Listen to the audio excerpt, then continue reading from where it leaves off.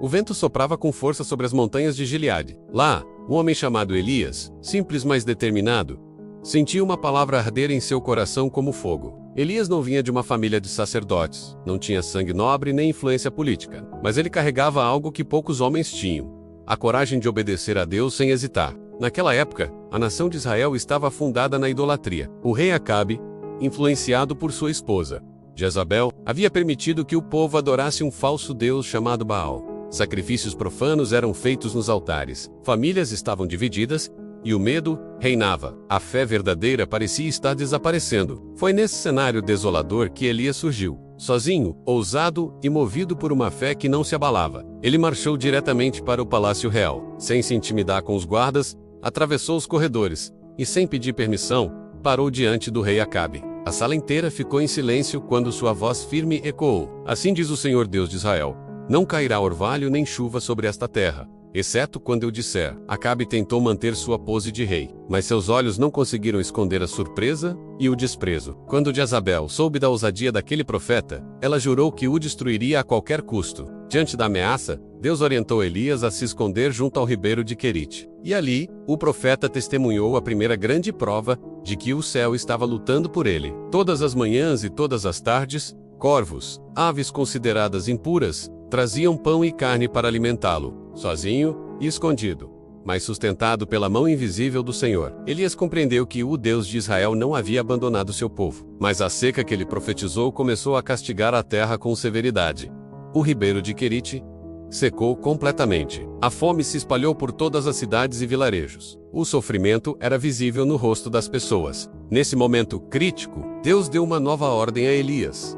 Ele deveria ir para uma cidade estrangeira chamada Sarepta, onde encontraria uma viúva, uma mulher pobre, exausta, que mal tinha o que comer para si mesma e para seu filho. Ao chegar em Sarepta, Elias encontrou a mulher apanhando lenha. Ele pediu a ela um pouco de água e um pedaço de pão. Com a voz embargada pela dor, ela respondeu: "Eu juro pelo nome do Senhor, teu Deus, que não tenho pão. Tenho apenas um punhado de farinha numa panela e um pouco de azeite numa botija. Estou recolhendo esta lenha para preparar a nossa última refeição. Depois disso, eu e meu filho morreremos de fome." Elias olhou para ela com um olhar sereno e disse: "Não tenha medo. Vá e faça como disse. Mas primeiro, faça um pequeno pão para mim.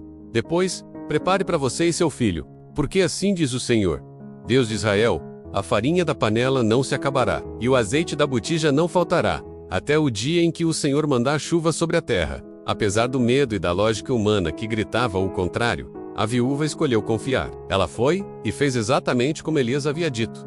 E naquele dia, o impossível aconteceu. A panela de farinha nunca mais ficou vazia, e a botija de azeite nunca mais secou. O milagre diário sustentou aquela casa durante todo o período da seca, fortalecendo a fé daquela família e preparando o cenário para algo ainda maior, pois a jornada de Elias estava apenas começando. Uma batalha espiritual decisiva se aproximava, uma que mudaria para sempre a história de Israel. O confronto final entre o Deus verdadeiro e os profetas de Baal estava prestes a acontecer no Monte Carmelo. A seca era apenas o começo. O confronto no palácio, o sustento milagroso dos corvos e o milagre na casa da viúva foram os primeiros passos de um plano divino para restaurar uma nação. A história de Elias nos mostra que, mesmo quando tudo parece perdido, um único homem ou mulher de fé pode ser um instrumento para trazer de volta a esperança. Obrigado por assistir. Se esta história te inspirou, não se esqueça de curtir o vídeo e se inscrever no canal para não perder os próximos episódios dessa jornada incrível.